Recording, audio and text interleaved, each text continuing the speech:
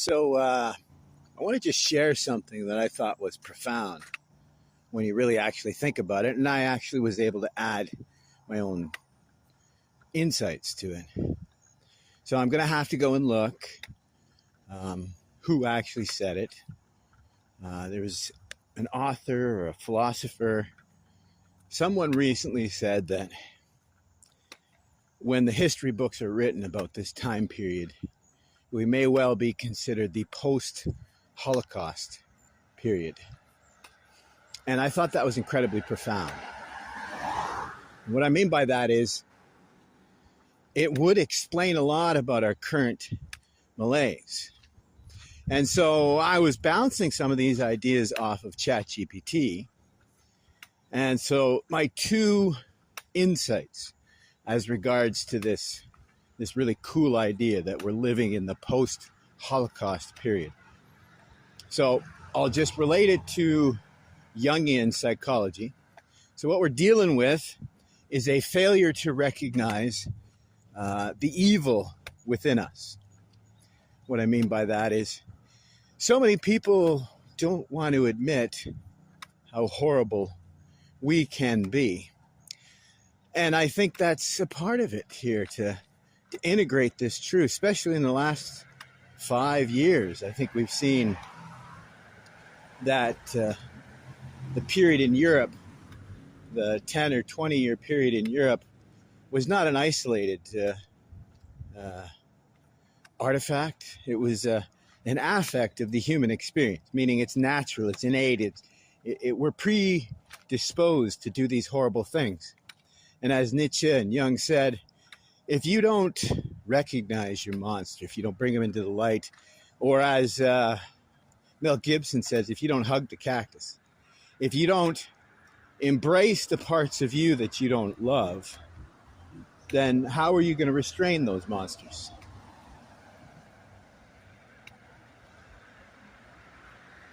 Right? To me, that makes a tremendous amount of sense. And so what I related to is whoever said it said the period after the war to present. But I would change that to say from the 60s to now, because I really want to highlight how important Hannah Arendt is to this whole experience of, this existential crisis of Nazism that we live in today. And as I said, this post-Holocaust period we live in.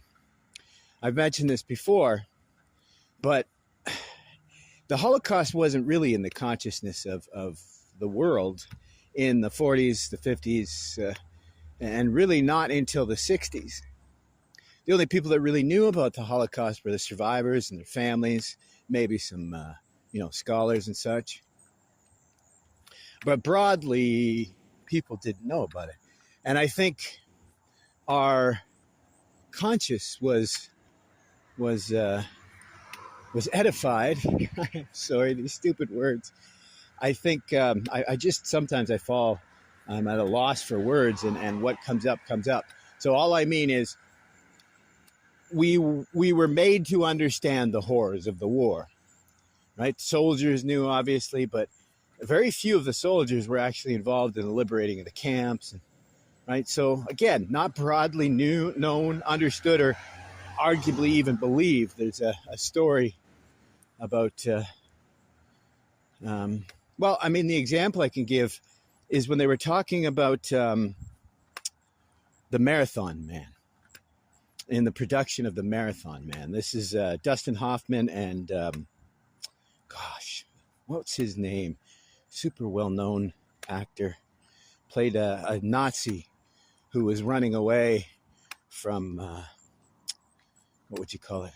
And I think it was the 70s.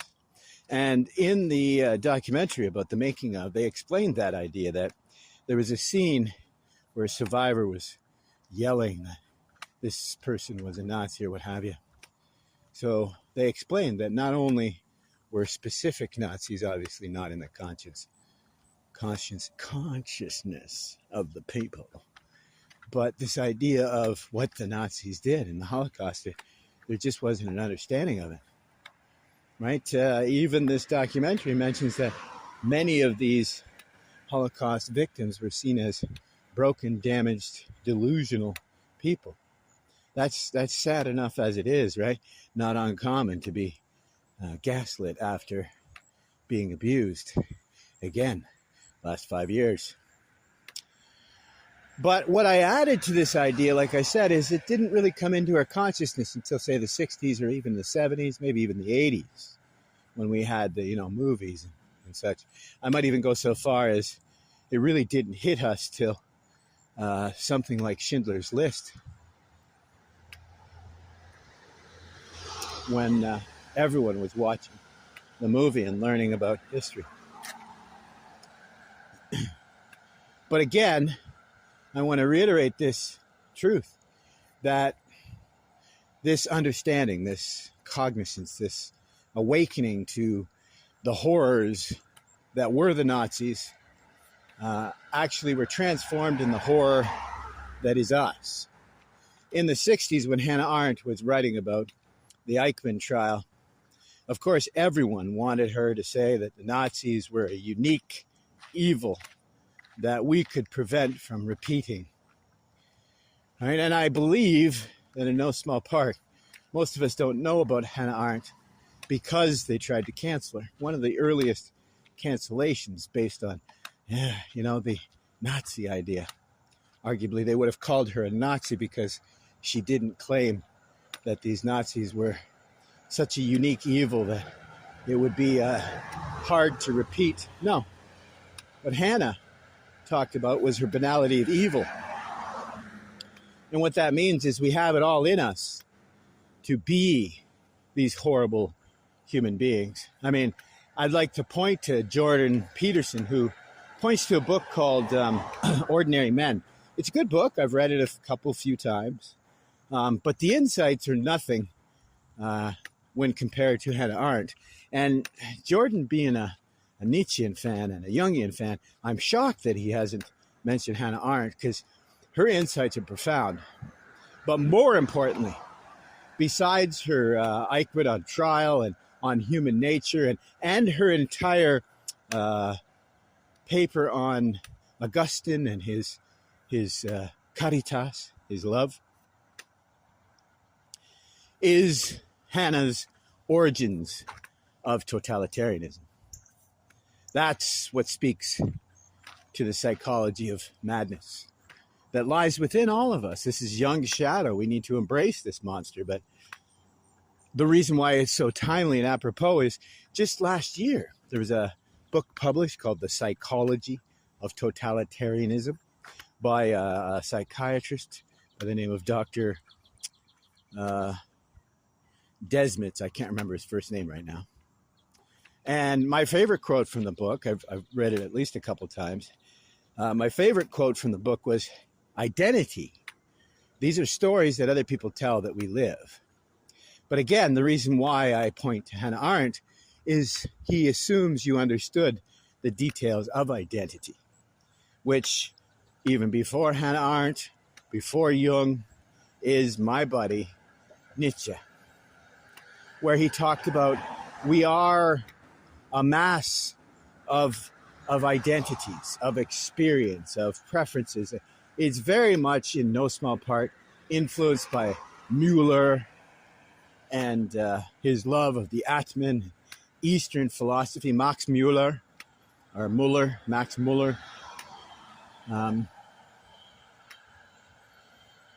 We need to understand that myth is what we need to write. Myth are the stories that we tell and that we live. And I'm reading the book, The Myth of Disenchantment, and I think there's a great example. He hasn't mentioned it yet, a second time through the book. He never mentioned this idea that identity has become no longer a construct.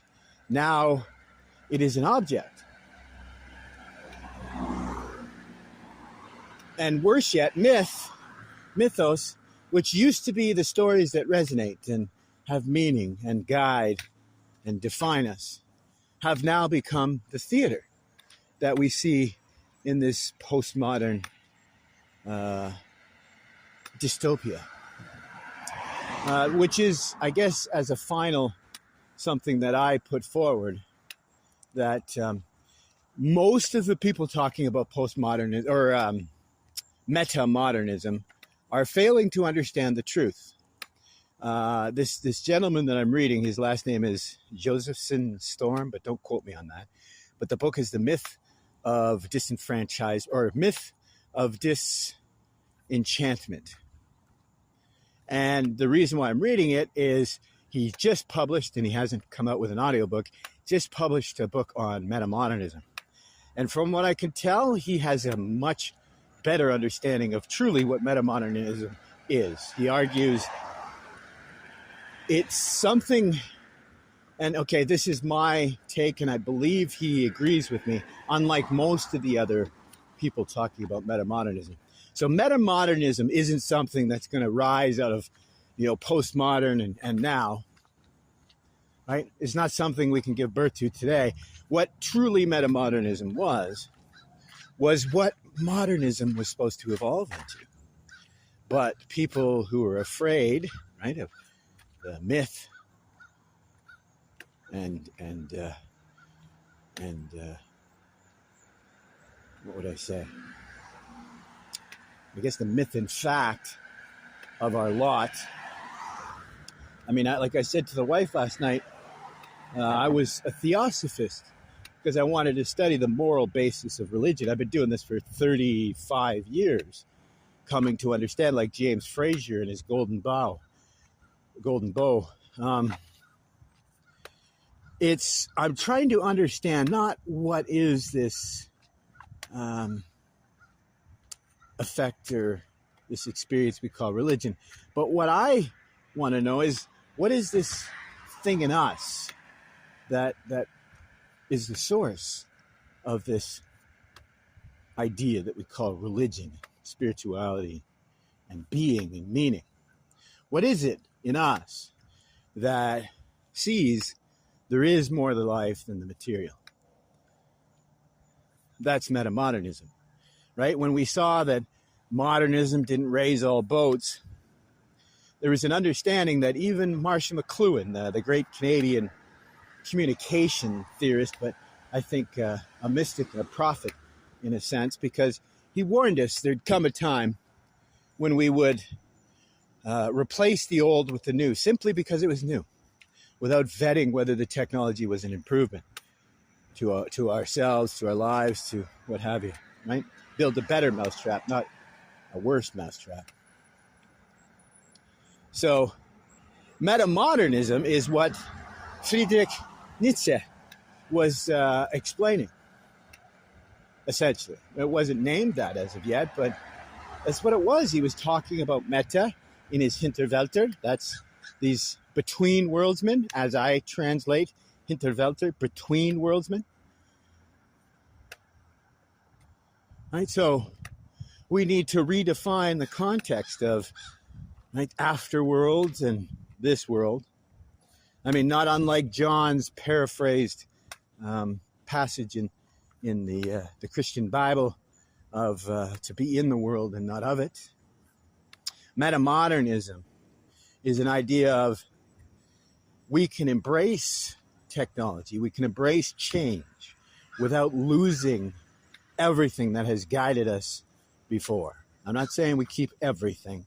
What I'm saying is we don't throw out everything. This binary is the failure. We need to embrace the tetralemma, the chetascoti, or the ketascoti, depends on how you pronounce it. This is this idea that there is no clear and defined answer to everything.